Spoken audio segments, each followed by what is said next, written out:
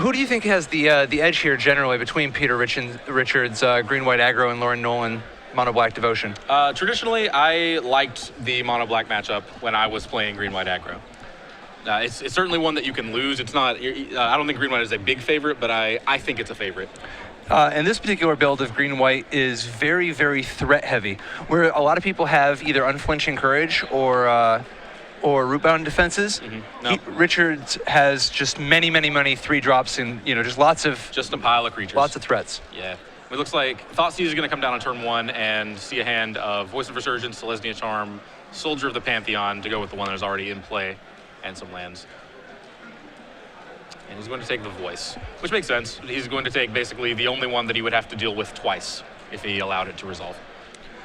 Yeah, plus there's even the possibility that Peter Richards doesn't want to lead with his other Soldier of the Pantheon for fear of a Bile Blight. Yeah, now given that that's the only creature he has available other than a 2/2 Knight from Selesnya Charm, he may go ahead and pull the trigger on that, although it looks like with that untapped land, he drew a Fleecemane Lion, so that solves that problem. If he hadn't found a 2-drop that turn, I would have probably leaned towards just using the Selesnya Charm to make a Knight rather than, again, as you said, playing into Bile Blight. Absolutely, which isn't any more of a clock against Lauren. But it does decrease his options so that if Lauren ends up drawing a Desecration Demon, he would no longer have the Selesnya Charm. It lets Peter use his mana a little more effectively as well. Absolutely. Making sure that he actually uses it, spends his 2 mana on turn 2 to cast a 2-drop. It looks like he found, I believe that is a Lockstone Smiter. So Peter Richards actually getting a chance to, in effect, curve out. Yeah, absolutely. I mean, a 2/1 on turn 1, a 3/3 on turn 2, and now a 4/4 on turn 3. He's putting some serious pressure on Lauren, and even though Lauren is killing a creature each turn, he's getting bashed for progressively more each turn. Now Lauren is getting a chance to respond in turn. He's using his mana of his own pretty effectively as well to cast removal spells, but that's the key in this matchup for green-white, is just having a creature on board and attacking ahead of the black player's removal spells. If you play a creature every turn and Lauren plays a removal spell every turn, as long as you have that one creature, you are still advancing your position and putting pressure on your opponent. Oh, absolutely. And Peter Richards on the play, so important in this matchup, so you can be that tempo ahead, Yeah, for sure. Like in this game, it's the difference between Nolen being at 18 versus being at 9. Peter Richards opts to play a creature that he already has one of in play. These are 4/4s. They don't really care about Bile Blight. He could get double Bile Blighted, but he's not necessarily losing out on any card economy there. Although it would certainly put a stop to his beats. And what's interesting is because he chose to use the Devour Flesh first, the Bile Blight he drew is no longer alive. If he had instead Heroes Downfalled the Luxodon Smiter, he would have taken 1 less damage, and then this turn have both Devour Flesh and Bile Blight for plays.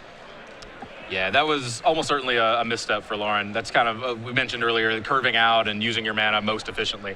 If he had spent all of his mana on turn 3, actually cast the removal spell that cost 3 when he had exactly 3 mana up, so that he could play the 2 removal spells that cost 2 when he has 4 mana up, he would be very much in this game. Again, this game's not over, but he is on the back foot, and he does not necessarily need to have been. Yeah, I mean, so it looks like a Gray Merchant will buy him a little bit of time, but even this is, I mean, this is tough. This puts him at 7. The Selesnya Charm in his hand could threaten to knock him to 1 by pumping the Smiter, or just by attacking. Likely, though, he'll just hold it. Yeah. Now, if he attacks with both of his creatures, the kind of obvious block for Lauren is to stick Gray Merchant in front of the Soldier of the Pantheon. If that happens, Peter cannot actually pump the Soldier with a Selesnya Charm. Protection from every color, or multicolor. Well, from multicolors, yeah. Or every color as long as there are 2 of them. Oh, this is going to be bad. That doesn't work that way. Well, yep. Yeah, it looks like... Okay, so we're going to have to... And there we go. Yeah, the spotter catches it quickly. I got the good news and the bad news. The good news is you still have your health. The bad news is you no longer have your Soldier of the Pantheon. Yep. Although, to be fair, that's not the worst spot anyway. So we're backed up. Yeah, that was just not a legal play that Peter could announce. So we basically just rewind to after blockers were declared. But this is a potentially very, very, very bad, I guess, weakness, so to speak, or a little bit of a problem, because now if he throws down the Boon Satyr, he doesn't even have, he has one less threat to potentially get through. I mean, Nolen is not that far from actually stabilizing. These green-white aggro decks don't have a ton of reach. They've got some surprise fast, some flash creatures, but they don't really have any reach. They don't have any way to do that extra last couple points of damage if they run out of gas. Yeah, they basically have to rely on trample creatures to do that. So, like in this instance, Advent of the Worm kind of functions as reach, although it would probably draw a removal spell here. Well, you have to assume if you're Peter that it would draw a removal spell. But as it is, he's going to play the one flash creature he has access to. Well, he has access to, but so he 6 Boon Satyr, and in theory has lethal on board here with the Selesnya Charm. Oh, he didn't play the Voice of Resurgence pre-combat to punish this Bile Blight. That's definitely going to expose him. Yeah, now the real question is, does he... Well, Nolen can make blocks to make this a very difficult choice for Peter to make, but Peter would like to use the Selesnya Charm on his Luxon Smiter to play around Bile Blight as well. Oh, no. And it looks like Nolen's going to give him that opportunity, although his hand's still there. He's... Yeah, because if Nolen has the Mutavault block the Boon Satyr, the Selesnya Charm gets blown out by Bile Blight. Mm-hmm. Now, Nolen may be looking to use this Bile Blight aggressively. He may use it to attempt to shrink the Luxon Smiter to a 1/1 before damage. That would But you already know he has Selesnya Charm. You do, yeah. So I guess you're not dead if that plays out. You're not dead, that's true. You are not dead. You are at 2, but you've lost your board. Yeah, I definitely don't like this block from Nolen. Although having said that, blocking the other way is not a great spot either. Well, Wow, fortunately, okay, that works. it ended up paying off. Yeah. So Nolen now considering Bile Blighting the Boon Satyr in response to the Selesnya Charm. Although, again, now does he do about the Selesnya Charm? So with this out of the way, he can actually Bile Blight away the Luxon Smiter instead. So that way he would have a 2/2 blocking a 1/1, and then the other 2 creatures would trade. But he's gonna Bile Blight the Boon Satyr, presumably playing around further combat tricks. Yeah, actually, yeah.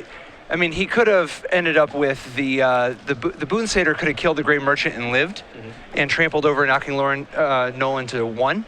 However, he would prefer to keep his Grey Merchant instead of his Mutavault, and doesn't really care about the Luxodon Smiter versus Boon Satyr, I guess. And there's that sheepish post-combat Voice of Resurgence.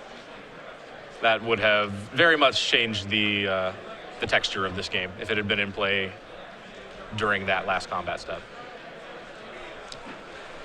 Nolen hanging on by his bare hands here. Yeah, so that Lifebane Zombie, normally a very good card against the green-white aggro deck, but once both players have exhausted their initial resources, they're just playing off the top. You're basically just paying 3 for an unblockable 3/1, which again is still not that bad a deal. But it's not going to do much work in terms of stabilizing him here. Although it does allow him to double block Luxon Smiter. He can just take the 2 from Voice of Resurgence. So because of that, Peter looks like just passed. And now Nolen, obviously Underworld Connections doesn't do a ton for you when you're at 3, but it does give him 2 extra cards. That is something. That is something. I have a feeling that Nolen would also want to hold on to those 2 life to be used basically for time. Yeah, as long as Nolen's at 3, he can take a hit from Voice of Resurgence. The minute he activates Underworld Connections, that's no longer the case, which he may gain cards by doing that, and that's something he may do in desperation, but gaining that 1 card basically puts you in a position where you have to start throwing creatures under other creatures. You probably end up losing those cards right back on board. Yeah, and now that Fleecemane Lion has joined the party, threatening to be monstrous next turn, I think Nolen has no choice but to Underworld Connections. He's got to find some answers. He's got to find something big and proactive. He's looking for Grey Merchant, maybe Desecration Demon. Finds a Hero's Downfall. Removal is good. Yep. Having removal that can be used in response to Fleecemane Lion's Monstrous is pretty big. I think he just kills it now because of the Voice of Resurgence. Oh, sure. Yeah, you have to do that. So the off-color Temple, Nolen continuing just digging, looking for gas. The main thing he wants is Grey Merchant, but beyond that, he's willing to settle for anything big, removal spell or a Desecration Demon. Yeah, and another removal spell would be very tempting. I would guess that's actually what Nolen's looking at here. He really wants Gray Merchant, as you mentioned, but something like another Downfall or a Bile Blight would or even Devour Flesh, where it's, not, it doesn't solve the difficult one, the Smiter. Yeah. It looks like it is a Hero's Downfall. You had it in one. Yeah, Devour Flesh is pretty bad here, actually, for Nolen, because it just makes the 2/2 into a 3/3. He would sack the Voice of Resurgence and just get a bigger creature. Okay, I'm going to use both of his removal spells to clear out the big threats. That Voice of Resurgence is lethal, but Nolen has plenty of blockers at this point. When I say plenty, I guess he has. What do you think? Lifebane Zombie getting in there? Is it time to get feisty? Ambitious, but not unreasonable. Yeah, I mean, there isn't really a lot that could punish him here. I mean, Celestia Charm would eat the Gray Merchant, but that's true anyway. Celestia Charm does not kill you. Bigger pump spells like Boon Satyr really is the one to be afraid of. But even that you could block. Yes, that one eats the Gray Merchant, but you don't die because the creature doesn't naturally have trample. The draw step that would actually kill Nolen here would have been a Banisher Priest. Definitely. So that would have done it, or something with haste. Some people played Mistcutter Hydra in the main. So, we're about to find out just how dangerous this hexproof indestructible threat is for the black deck. He does have access to Devour Fleshes. I mean, he's got 3 Devour Flesh. How many has he used so far this game? 1? I believe 2, actually. 2? I think he used one on turn 2 and one on turn 3 instead of that Hero's Downfall.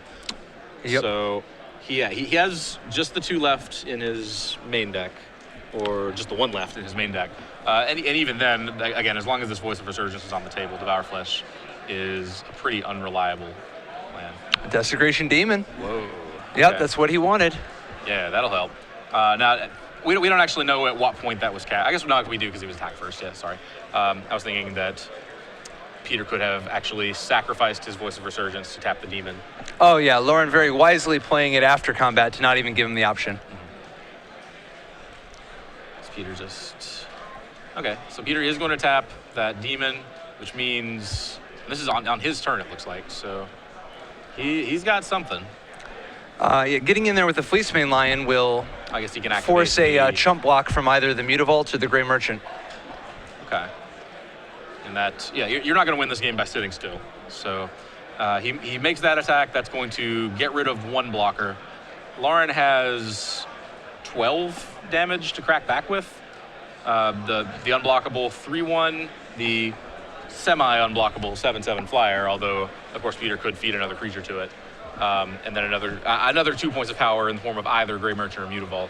So this attack, in theory, could actually expose Peter to being dead this turn. Although really the only thing that can punish him like that would be Gray Merchant, which Gray Merchant's going to be game winning anyway. Yes, exactly. If Nolen draws it. And so he just finds a swamp. Is it a swamp? Actually, yeah. It might have been a Lifebane Zombie. Yeah, it looked like a Zendikar Swamp, but okay. he is not playing Zendikar Swamps, so that's probably not what it was. It is a Lifebane Zombie, you're right. Sees the spooky card in Peter's hand is just a forest. So with perfect information now, I think he feels safe to swing, at least with the 1 Lifebane Zombie. I don't like attacking with this demon, even though it would put Peter on a 2-turn clock. Man, talk about a close game. I mean, Nolen's back was up against the wall. Oh, it was. He has been fighting like a champ here. I think he's not going to settle for anything short of the trophy for this weekend. I got a feeling it's round 8 right now. It is. I got Nolen going all the way. Okay. That's a safe-ish bet. As safe a bet as one can make about an I'm individual taking him player. versus the field. Yeah, in round 8 when he's 7-0. I mean. Oh yeah, but you can tell. That helps. Yeah. This man's hungry. I would not have poo-pooed you for taking him against the field in round 1. Nolen, always hungry and a very fierce competitor. And it looks like he is actually going to make the demon attack. Sticks both creatures in front. This exposes him to Celestia Charm. And I believe that is it. Does Peter have it? From looks of it, not. He's going to make him sweat it. And he needs to have another creature, or else this demon is going to be curtains. We know the 1 card in hand is a forest, and there goes that, and he passes back. It is a losing proposition to sack your Fleecemane Lion to the demon. Yeah, he may have like an Advent of the Worm. That feels weird too. That's unfortunate. Yeah, when you have just Fleecemane Lion. Now, Advent of the Worm would be good here. I mean, Trample is a pretty. Trample is as real as the streets. Yeah, actually, Advent would do it, given what we see. That one card in Lauren's hand may insulate him in some way from the Advent, but 5/5 Trampler wins the game on this board for sure. And that would be the only card that Peter could be representing here. Yeah, if he had Selesnya Charm, he would have used it. I guess he had Boon Satyr. And well, no, the nice thing about Selesnya Charm. Oh yeah, you're saying to trample over. Yeah, he would have used for sure. a combat trick last turn. He's just going to draw his card. So if he did not have a flash threat on his last turn, I believe. Wow, he is what a dead. comeback by Lauren Nolen. Mm-hmm. Yeah, and this is very much a game of inches too. We mentioned on that one crucial turn, Peter did not play his Voice of Resurgence pre-combat. Yeah, and it ended up proving fatal. Mm-hmm. Just that one elemental token, I think, would have been enough to close this game out. So now coming in out of the sideboard, Nolen has 4 Doomblades, which will be absolutely fantastic in this matchup without question. Mm-hmm. Beyond that, though, I mean, he's got access to Duress, Erebos, God of the Dead, Dark Betrayal, and Staff of Death Magus. Of these, the only one I think is even on the table is Duress, but I don't think that, first of all, Peter Richards' deck is much less a Duress-able deck than many green-white decks. He doesn't have things like Rootborn Defenses. Sure. I think this is basically just 4 Doomblades and done. Mm-hmm. No, you said he doesn't have Rootborn Defenses. He doesn't have them in the main deck. He actually does have 3 Rootborn Defenses in his sideboard. So if you can predict that, then you're kind of getting into Duress-able territory. 4 Advent and 4 Selesnya Charm, you're almost there just on the back of those. In addition to those in the main deck, Peter has the 1 Spear of Heliod, and I believe that's it. Okay, so 9 total Duress targets. If you believe that Peter's going to bring in many more spells after board, then I can start seeing bringing in 2, maybe even 3 Duress. My guess is that this isn't the matchup where you want the Rootborn Defenses. Traditionally, it's obviously primarily a anti-Supreme Verdict, sometimes anti-Mizium Mortars card, and I think Richards is actually not main decking the Rootborn Defenses like most people do because of wanting to be pre-sideboarded against black. Okay, that would make sense. So given that you feel he's pre-sideboarded, I guess in a sideboard he has 1 Brimaz, 1 Gift of Immortality, that's a spicy one, 2 Tristani, 3 Unflinching Courage, 2 Pithing Needle, 3 Rootborn Defenses, and 3 Mistcutter Hydra. None of these feel like... he's literally just pre-sideboarded against black already. Okay. I mean, it's possible he brings in the extra Brimaz. It's not clear what's the best mix of threats. I like Brimaz against any deck that have Bioblight. Or the Desecration Demon. Sure. The one I'm curious about is Gift of Immortality. Where are the matchups where you want Gift of Immortality? I mean, I don't doubt it, but I'm not familiar. I mean, that's kind of a nice under the radar piece of technology. It is. Offhand, kind of the obvious answer is you want it against decks full of removal, and lo and behold, we have a mono black Devotion deck. So, I think we might actually see the gift here. You expose yourself the turn you cast it, but it is fantastic in this matchup on a Voice of Resurgence. There are a lot of matchups where if you have that curve, turn 2 Voice into Gift of Immortality, you're still exposed. You can be Last Breath, you can be Detention Sphered, things like that. Here, that pretty much does it. Basically, if you get that into play, Lauren has to go around it somehow. Lifebane Zombie would probably be basically Lifebane Zombie, and drains from Grey Merchant of Asphodel would be really his only ways of winning the game. You can just feed voices over and over again to the Desecration Demon, so those wouldn't help.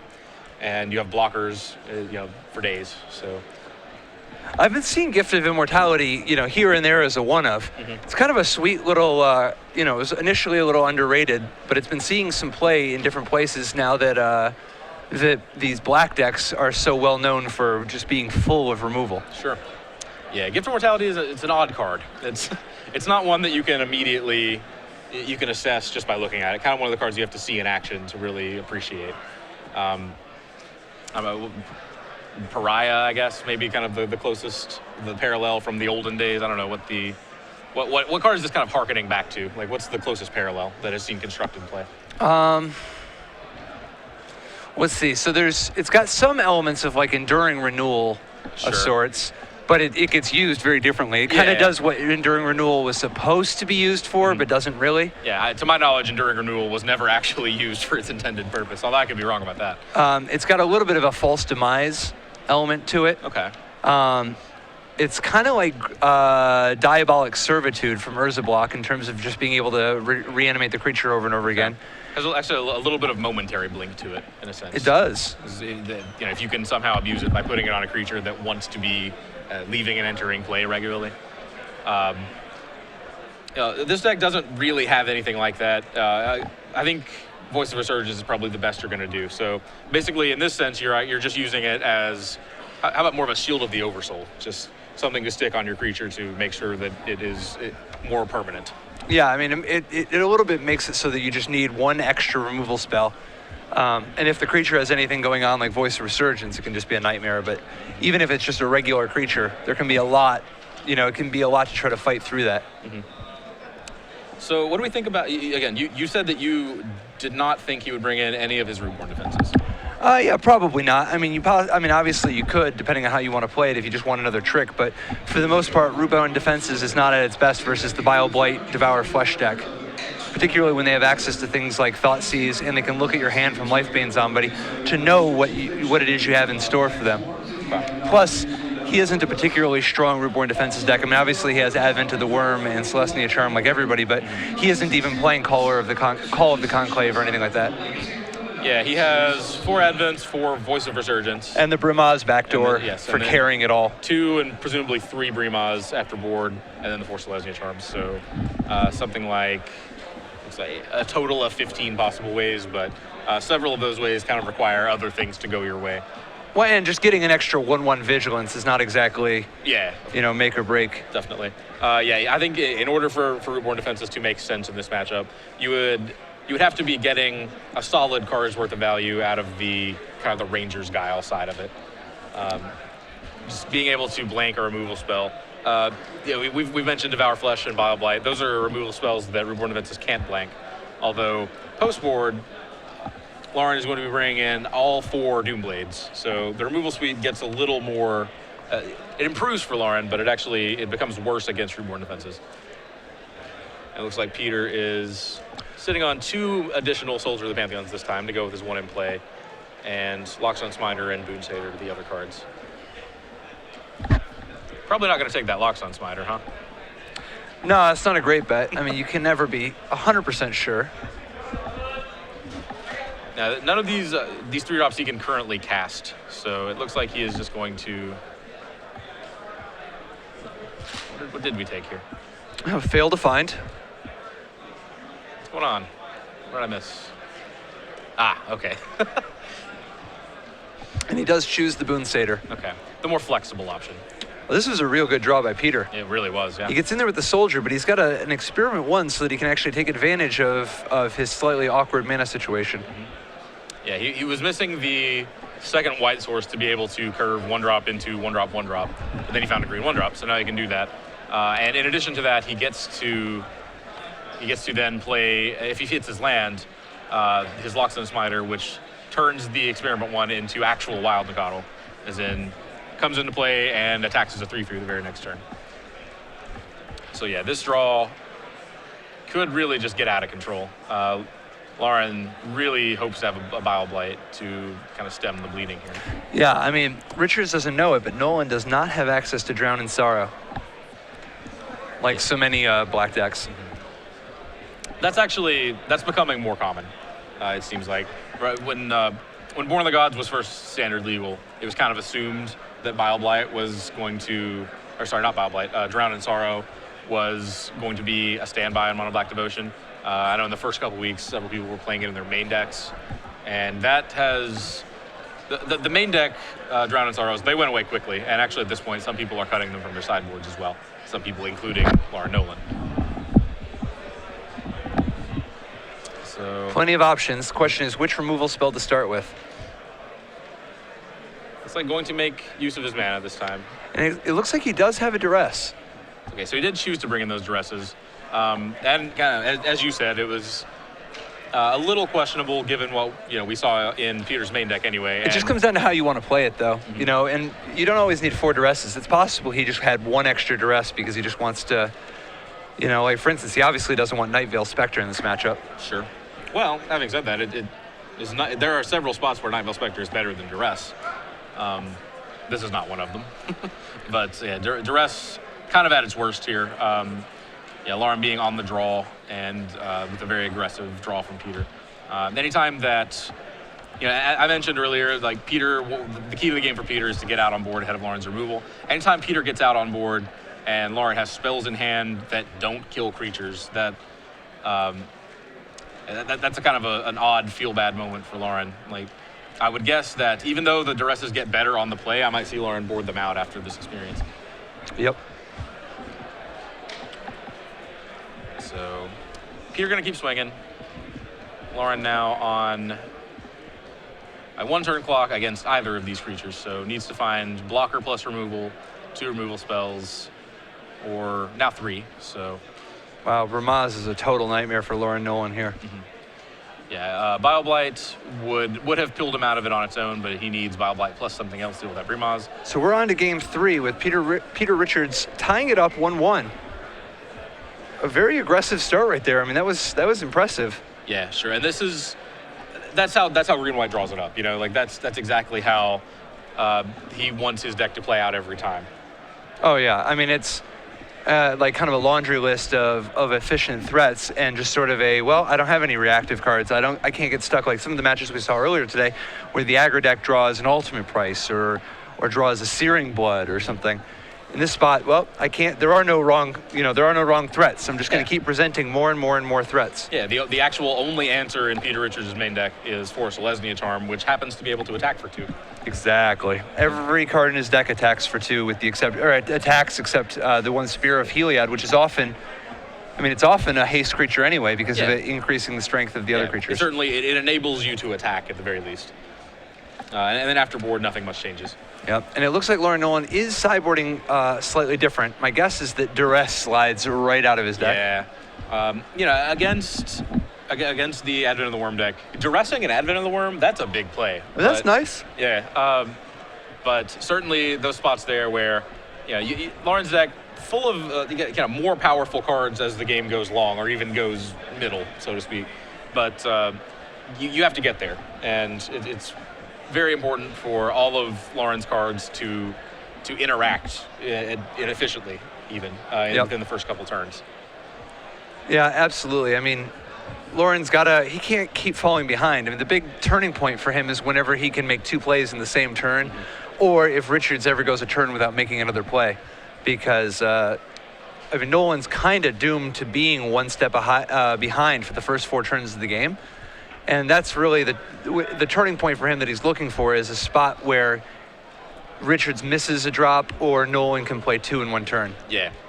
And the way this matchup plays out, actually, it usually that spot presents itself for the mono-black player when green-white stumbles because of its mana.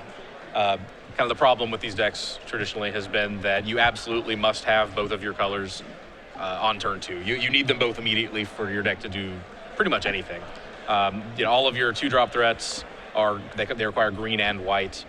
You have an even split on your 1-drop, so you have a green one and a white one. And then as if that wasn't enough, you need double green on turn 3 for Boon Satyr and double white for Banisher Priest and Ramaz. Yep. So you actually, whenever you don't draw one of your 2 dual lands, you are short a color. Absolutely. And you're only going to draw one of your 2 dual lands, 60% of the time? 65% of the time. So it's like things are tight. Yes, they very much are. So like when you actually do, if you assumed that you were going to hit the right number of lands and that they made the right colors each time, then this green-white deck is absurdly powerful. But that's kind of the stopgap. Is the deck kind of has to mulligan more than it would like because it cannot keep, for example, forests, and 5 threats. You're right. So that's kind of the break that Lauren is looking for here, and it's not an unreasonable break to be hoping for. What do you think? Is Mana Confluence going to show up as a 1 or 2 of in these green-white decks? I think it might show up as a 4 of. Is she going to cut straight to 4? You're aggressive enough that you don't even mind the life loss. You just need the mana consistency. In this Particularly deck, if you have like Unflinching Courage or something. I was about to say, in this deck more than others, there are a lot of 2-color aggro decks that would love untapped dual 5-8, and this one actually gets to take advantage of the Armadillo Cloaks. So, my initial build of green-white when the new set is released is going to have 4 Mana Confluence. For sure. Makes sense. And here, this is exactly what Lauren wanted. Because Richards missed a 1-drop, Nolen is ahead of the game, you know? Like, he was on the play anyway, and so Richards missing the 1-drop means that Nolen is actually ahead in tempo. And Lauren's going to play Lifebane, Zombie, and see 2 lands, Luxran, Smiter, Selesnya Charm, and a 3rd land, actually. Sorry. Yeah, my guess is, I mean, taking the Luxran on Smiter is real good here because this doesn't count as discarding. Yep, goes to exile, does not get it into play. It's actually the only target, so he would have to do that. Yep. Luckily for him, having to do that does not lock him in, do something terrible for him. So Peter does find another threat. This one's a very sturdy one. It's one that, again, Lauren has to answer twice. But kind of the damage is done here. Peter did not get a creature ahead of Lauren. And this is what Nolen was hoping for. A little bit more mana so that he can start dropping these Gray Merchants so that he doesn't actually have to deal with the Voice of Resurgence. Yeah, for sure. And given that he has those 2 Gray Merchants in hand, I think he is eager to race here. So that 3 damage, that's going to put Peter in range for the game to end much quicker than he could surmise. The passing with, when Lauren passes with 4 mana open, he has to suspect that bad things may happen to him. Although not on Peter's turn, given that he has that Voice in play. Yeah, I got to imagine he's expecting Nolen's hand to be primarily primarily removal and Gray Merchants. It's the only thing that makes sense in the spot, or land. Yeah, and it's likely that you can't necessarily put Lauren off of using a removal spell to just turn Voice of Resurgence into an elemental token. And it looks like, is that an ultimate price was the draw, I think? But he also has access to a Bile Blight. And Bile Blight will definitely help with the Voice of Resurgence situation if Nolen ever decides that he actually has to do something about it. Yeah, those Voice of Resurgences, they cannot be targeted by ultimate price. The elemental tokens they produce also cannot be targeted by ultimate price. So ultimate price, not exceptional here, actually. Like there are targets that can be presented, but currently Lauren's not seeing any. Yeah, the nice thing about ultimate price is it provides a little bit of insurance against either Bramaz, or Advent of the Worm. Boon Satyr, or Advent of the Worm, absolutely. Possibly even Banisher Priest. Just in terms of the things that could punch through these Gray Merchants, assuming the Gray Merchant can get to the party relatively soon. And it looks like Lauren took some time in the tank there to try to decide whether or not he wanted to use his Bile Blights to get the kind of quote-unquote 2-for-1. But he's just going to decline on that, it looks like. He essentially runs the numbers here, says, I can take 4 a turn, or if I use the Bile Blight, I set myself up to draw more removal to remove those elemental tokens down the line. Wait, he knows that he's still facing a Selesnya Charm too. Yes. Which the Selesnya Charm could potentially grow a Voice of Resurgence beyond Bile Blight range. Sure. Okay. Which I think Nolen might be of the mind that, if I want to do that, I want to actually solve that problem. I don't want it to be, I don't want things to... You don't want to just trade your Bile Blight for a Selesnya Charm? Right. That's fair. Particularly when that Bile Blight could be a trump later in response to a Selesnya Charm if times get tough. Yeah. That situation is going to be... That's either going to have to come up on Lauren's turn, or he would have to get rid of these Voice of Resurgences first. And it looks like that's how he is going to play it. So leads with Bile Blight. Peter can respond with Selesnya Charm. Now Lauren drew a Doomblade for the turn, so he actually does get to kill one of these voices. Although that doesn't necessarily get him anywhere in terms of the clock, or at least what he's taking this next turn. Okay, Peter... Richards does decide to go ahead and keep go with the 2 elemental plan. So decides that his Selesnya Charm would be better used offensively, which I think is sensible. Yeah, I mean, you can grow these voice tokens too, Yeah, he may just be looking at the elementals as straight upgrades on Voice of Resurgence at this stage in the game. So Lauren, 2 removal spells in hand, but only enough mana to cast 1. Only the Doomblade can actually target these Evan Irwins, but we know that Peter has a Selesnya Charm in hand, so if he were to make a Knight, either at end step to add an additional threat to the board, or to as kind of a semi-combat trick to grow his elementals, then Lauren could get a chance to ultimate price it away. Absolutely. So what do you think we're going to see here? I mean, the Selesnya Charm coming down means that if Nolen doesn't use one of his removal spells, Yeah, I'm actually, he's getting bashed. I'm very surprised that he did not use his ultimate price. He still has time. And he ends up deciding to Doomblade the voice. Oh, sure, yeah. I'm still in Voice of Resurgence mode. Yeah. I was thinking that he had to do it on his own end step. So, yes, certainly it was going to use a removal spell, and I think it makes sense to target the bigger threat. Nolen is so ready to draw a 5th land. And there it is. This is where things get crazy. Yeah. He definitely, the last couple of turns, he was kind of at a point where it wasn't a disaster if he didn't hit that 5th land, but we were starting to get to the nitty gritty here. Yeah, we were getting to a point where he very much needed it to show up. Although having said that, in this particular case, if you don't draw the 5th land, you draw a spell that you can probably cast. So that's kind of what happened. He didn't draw the 5th land, but he drew extra removal that kept him in the game. Right. He just wanted to make sure he did not. He just did not want a Thoughtseize or a tap land, I think, is the big things. Another Gray Merchant. Yeah, exactly. Like runner Gray Merchant to die with 4 Gray Merchants in hand, something like that. But yeah, he did get to cast his Gray Merchant, and that's a huge swing. So right, and this does successfully brick wall Peter Richards. Okay, well there was a. And this is going to be curtains when this Gray Merchant hits. Yep. Kerpow. Wow. Excellent comeback again. Lauren Nolen defeats Peter Richards 2-1 with Mono Black Devotion versus Green White Aggro. Makes that a 7th top 8.